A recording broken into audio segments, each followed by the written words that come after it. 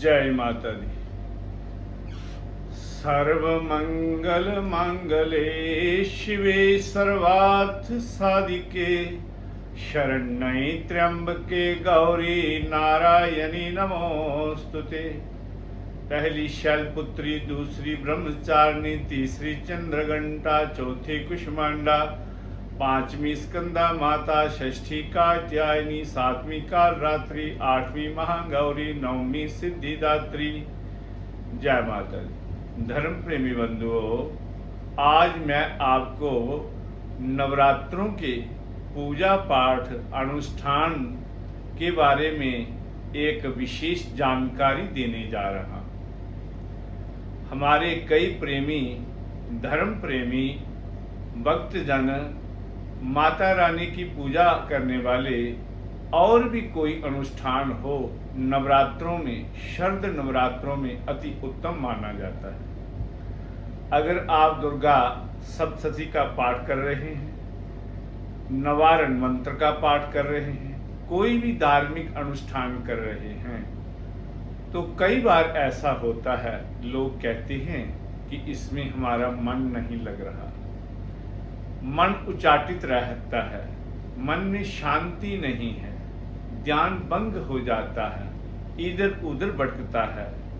और कई बार जब आप अनुष्ठान करते हैं तो दूसरी शक्तियां, जिन्हें हम अदृश्य तांत्रिक शक्तियां बोलते हैं, वह भी हमारे उस कार्य में, शुभ कार्य में विघ्न डालती हैं। ये वैष्णवी का कार्य होता है, पूजा पाठ होता है, तो आपको कोई आजमाने के लिए भी कई बार आपकी परीक्षा भी लेता है, तो उसमें आपका वो कार्य सिद्ध नहीं हो जाता, अनुष्ठान भंग हो जाता है, परेशानी आ जाती है, पूजा पाठ करने के बाद भी दुखों की प्राप्ति होती है, अति पूजा करने के बाद, होम करने के बाद, जप करने के बाद भी आपको परेशानियां आती हैं। तो उसका निवारण करने के लिए मैं आपको बता रहा हूं।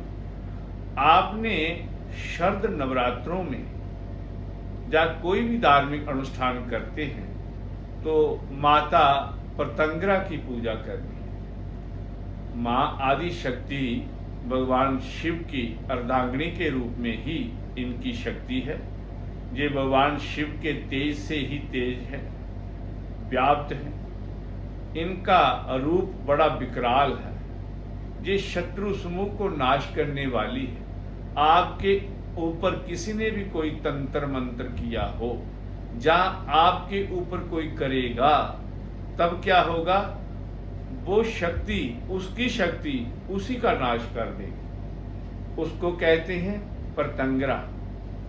और प्रत्यंगरा शक्ति की पूजा हमेशा किसके द्वारा की जाती है? एक जड़ी है, बहुमूल्य जड़ी।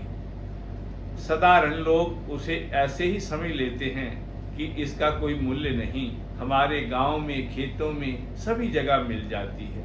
इसका नाम है लटजीरा, अपामार्ग, और डोगरी भाषा में इसको पुटकंडा भी कहते हैं। ये है जड़ी, पुटकंडा, लटजीरा, अपामार्ग, ये बहुत ही शक्तिशाली है। इसका प्रभाव तंत्र शास्त्रों में सर्वोपरि माना गया है। इसका औषधियों में भी प्रयोग होता है, लेकिन मैं अगले वीडियो में आपको प्रयोग औषधियों के बारे में बताऊंगा। इसका तंत्र शास्त्र में विशेष स्थान है। लेकिन अब मैं जो बताने जा रहा हूं, अगर आप नवरात्रों में पूजा कर रहे हैं, पाठ करते हैं, आपके पाठ में विघ्न आ सकता है, आता है, ध्यान नहीं लगता है, तो आपने इसको क्या करना है, अपना आसन जो बिछाते हैं, अपने आसन के नीचे इसको रख लेना है। उसके ऊपर आसन बिछाकर फिर आपने पूजा करनी है। अपने दरवाजे, मेन गेट पर भी इसको टांग देना है, साइडों में। मेन दरवाजा जो है, उससे कोई तांत्रिक शक्ति, कोई भी आपके घर में बुरी आत्मा प्रवेश नहीं कर सकती। इसको वहां टांग देना है। अपने आसन के नीचे रख के, उसके ऊपर बैठ के, फिर आप जब जप करोगे, ध्यान लगाओगे, तो आपकी कोई भी ध्यान भंग करने वाली शक्ति आपके पास नहीं आएगी। कोई भी किया कराया जादू टोना आपके ऊपर असर नहीं करेगा और जो आप अनुष्ठान करेंगे वो सफल होगा। मां प्रतंगरा जो है उसका ध्यान करके सिंहावरूढ़ाति कृष्णांगी ज्वाला वस्त्रा व्यंकरा शूल खड्ग शस्त्र कराम जातु ताम बजे। ओम ह्रीं नमः कृष्ण वास से सत्सहस्त्र हिंसनी सहस्त्र वदनी महाबली अपराजिते प्रत्यंगरे पर सैन्य पर कर्म विध्वंसनी पर भूत नाशनी पर तंत्र मंत्र नाशनी। ये ऐसी शक्ति है।